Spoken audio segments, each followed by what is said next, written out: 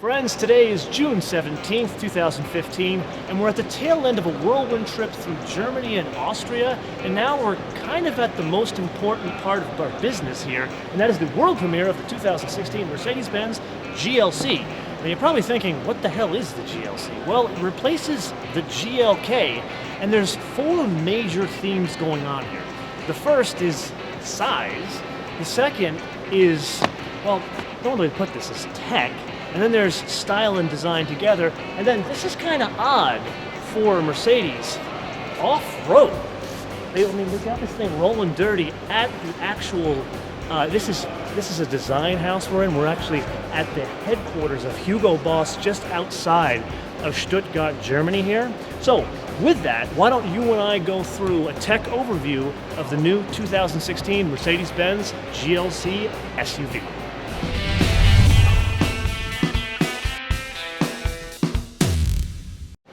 One of the big themes here is size. If you think about a car when they change generations, the sizes stay about the same. Like think old E-Class to new E-Class, or really it was C-Class to C-Class.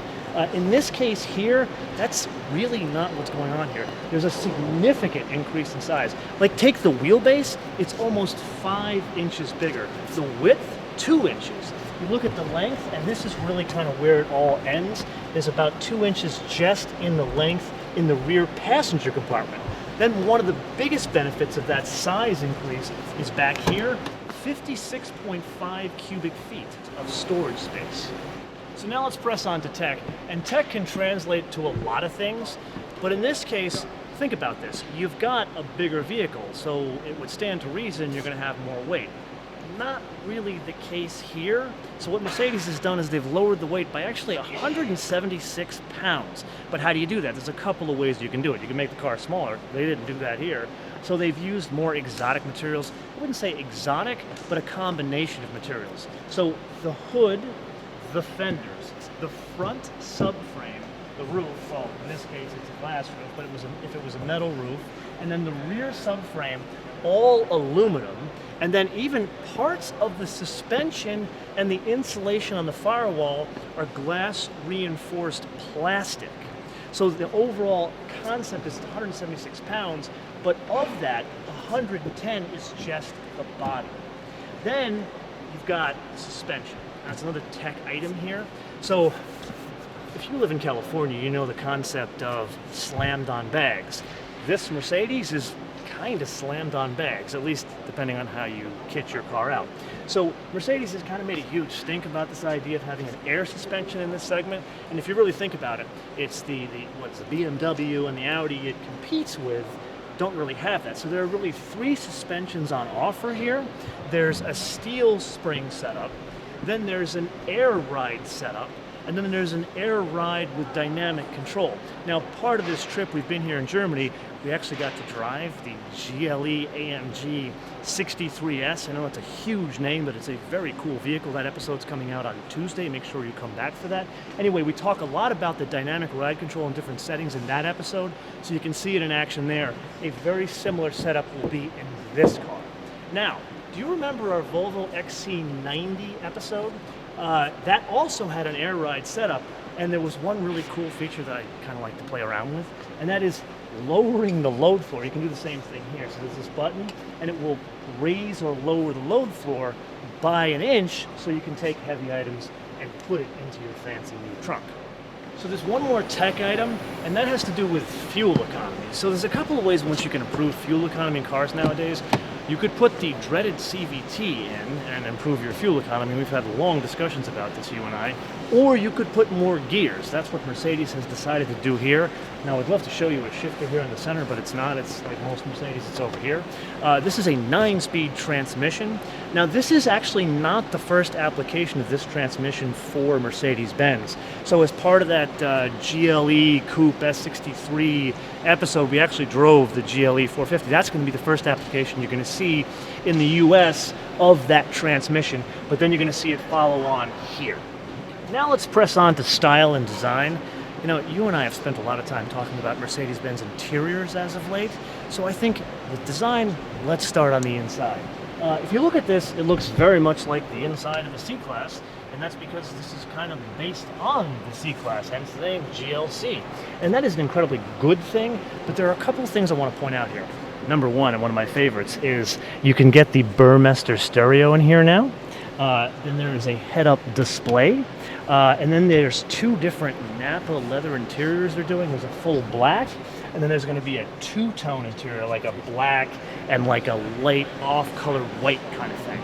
But really, it's all about design, especially with Mercedes Benz as of late. Like, take a look over here. This is like the rear three-quarter of this vehicle. And this, I think, is probably the most successful view of this car. Look at how it's changed. It's actually, I know I geek out about design all the time, but look at this. It's the proportion that's changed this vehicle. The last GLK, gotta be honest, it kind of was not on the map for me because it was this boxy, kind of ugly car, where this, it's no longer boxy. It has some sensual design, but most importantly, look at what they did with the actual proportion. So as the C-pillar comes down, then it kind of is this line of demarcation where you don't really see the line, you just feel there's like hips to it now on a kind of a small, medium-sized SUV. But then there's another trick over here. Take a look at the wheels. So these are 20-inch wheels. Now this is where we've got to talk about different markets here. So this car is a very fancy full tilt model, but the US cars, all the ones that we're going to get in the US, are going to be 20 inches, but other markets like here in Europe or South Africa, whatever, they're going to start with smaller wheels, which is going to affect the coefficient of drag. So Mercedes is very excited to say that this SUV is a 0.31 coefficient of drag, but not so in the US. Okay, so now we get to an area where, frankly, I'm kind of surprised because Mercedes is really pushing the idea of off-road here. Like, for example, when you go to a world premiere of a car launch, they always look like that. They're shiny and fancy and new. They look pretty.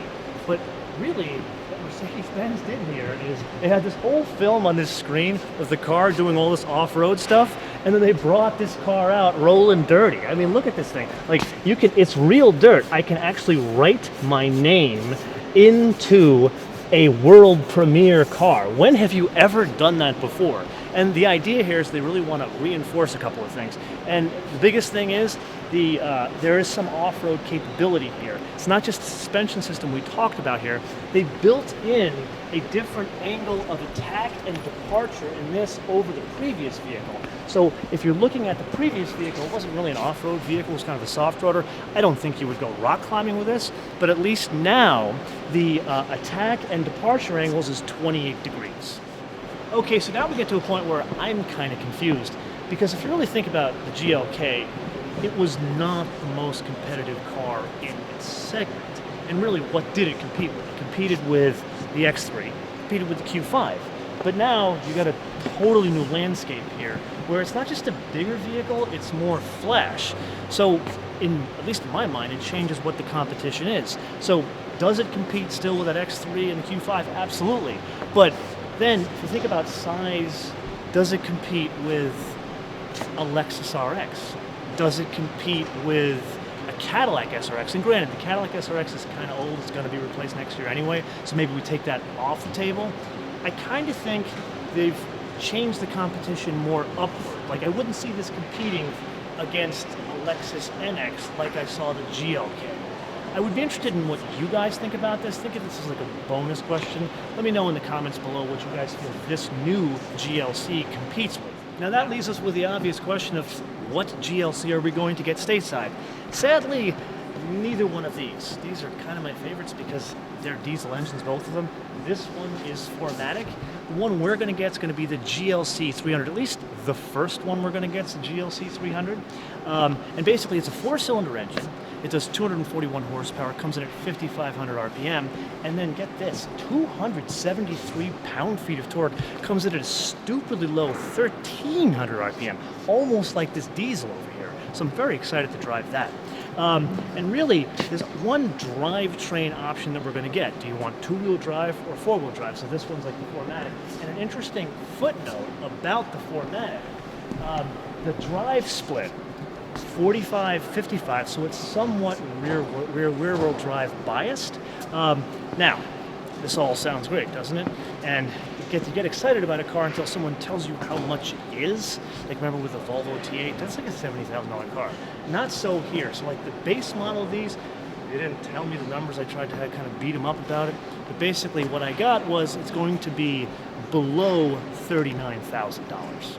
So before I bid you auf Wiedersehen from Hugo Boss headquarters in Stuttgart, Germany, I want to show you a little bit behind the scenes here of a world premiere for a car. And second, I wanted to leave you guys with a question. So I've shown you, what, 2 diesel models. We talked about the GLC300, and one of the other cars I didn't show you plugs into the wall. So this kind of gives you an idea of what's coming down the pike. Now, as far as the US is concerned, the only thing that they have confirmed is GLC300. So if I'm reading the tea leaves correctly, just think about Mercedes Benz as they introduce things. There's usually a diesel, there's usually a gas, there's usually an AMG, and then as of late, they've been doing these like middle-of-the-road AMG models like the Audi S's, and then you're starting to see more plug-ins. Actually, they already showed one here. So which ones are coming to the US? This is my question to you. What do you guys want to see in upcoming GLCs? Like, for example, do you want to see like an AMG plug-in version or like an AMG diesel plug-in version that only comes in brown and is dirty like that? Let me know which one you want, why you want it, and what region of the world you live in, or if you live in the States, what state do you live in? Because I'm trying to find out if you're Sunbelt or you're in cold weather climates. Let me know in the comments below or via our social media, MotoManTV all one word, MotoManTV all one word, Facebook, Twitter, and Instagram. Now, before I get on my flight back to the sunny California Republic, I want to leave you with one programming note. So while we were here, we had a hell of a lot of fun in Austria with a 577 horsepower GLA coupe AMG 63S, a huge name for something very interesting. But the embargo doesn't lift until Tuesday, so we are not going to have an episode on Monday. We will have that episode of the GLE 63S coupe on Tuesday. So come back and join us then.